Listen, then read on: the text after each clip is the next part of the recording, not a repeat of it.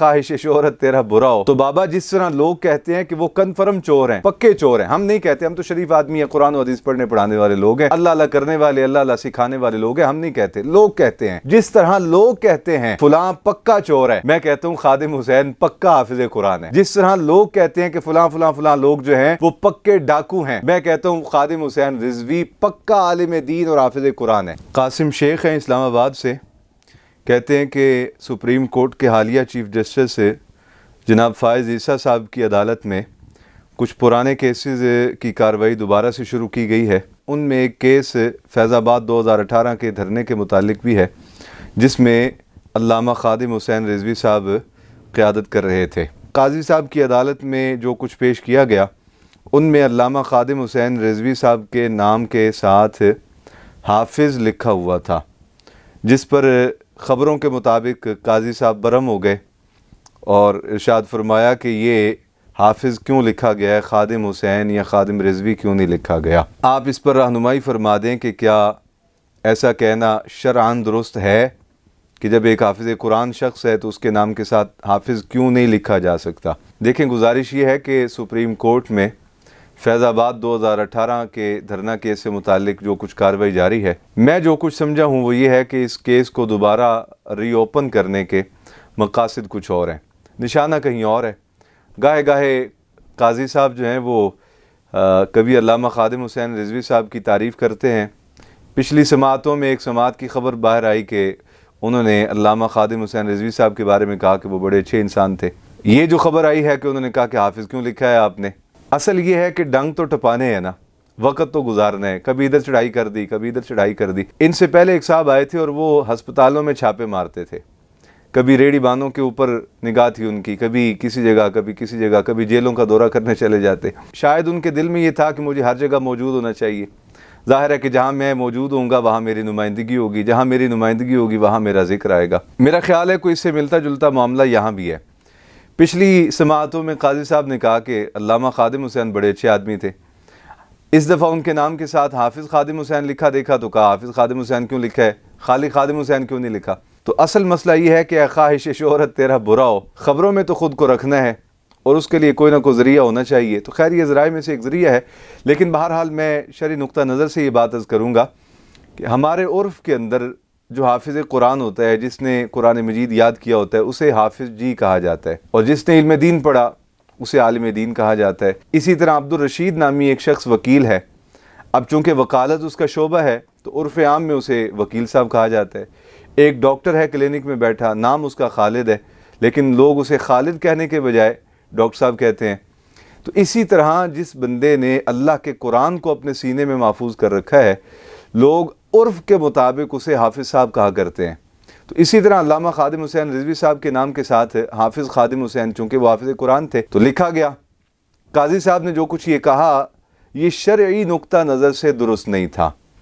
शरीयत में बहुत सारे क़वानीन उर्फ़ के मुताबिक होते हैं और उनके जायज़ और नाजायज़ होने का दारो मदार भी उर्फ़ पर होता है। तो ये जायज़ है। हाँ, अलबत्ता इतनी वजाहत मैं ज़रूर करना चाहता हूँ कि ये नहीं कि जिस बंदे ने हिफ्ज़ कुरान कर रखा है उसे हर सूरत हाफिज़ कुरान ही कहा जाएगा, लेकिन उर्फ़ के मुताबिक लोग उसे हाफिज़ कुरान कहते हैं। तो इसमें कोई कबाहत भी नहीं और ये बायस बरकत है जिस आदमी को ये सादत नसीब है। तो लिहाजा शरई नुक्ता नज़र से काजी फ़ाइज़ ईसा साहब का ये कहना कि हाफिज़ क्यों लिखा ये दुरुस्त नहीं।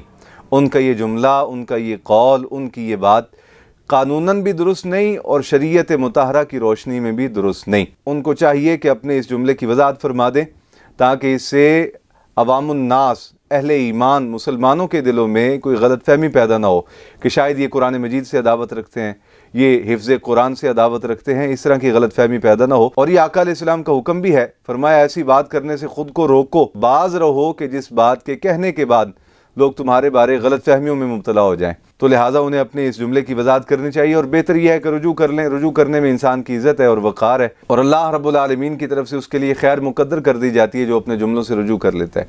हाँ, एक बात मैं ज़रूर कहना चाहता हूँ, मोहतरम काजी फ़ाइज़ ईसा साहब, जिस तरह हमारे मुआशरे में एक आदमी अगर चोरी करता हो तो लोग उसे चोर कहते हैं, कईयों ने घड़ियों का शोर मचा रखा है, कईयों ने कोई पता नहीं कहाँ कहाँ की कोई जायदादों का मसला बना रखा है, बहुत कुछ लोग कहते हैं। लोग कहते हैं हम तो शरीफ आदमी, हम क्या कहें, लोग कहा करते हैं। तो बाबा जिस तरह लोग कहते हैं कि वो कन्फर्म चोर हैं, पक्के चोर हैं, हम नहीं कहते, हम तो शरीफ आदमी है, कुरान और हदीस पढ़ने पढ़ाने वाले लोग हैं, अल्लाह अल्लाह करने वाले, अल्लाह अल्लाह सिखाने वाले लोग हैं, हम नहीं कहते, लोग कहते हैं। जिस तरह लोग कहते हैं कि फ़लाँ पक्का चोर है, मैं कहता हूँ खादिम हुसैन पक्का हाफिज़ कुरान है। जिस तरह लोग कहते हैं कि फ़लाँ फ़लाँ फ़लाँ लोग जो हैं वो पक्के डाकू हैं, मैं कहता हूँ खादिम हुसैन रिजवी पक्का आलिम दीन और हाफिज़ कुरान है।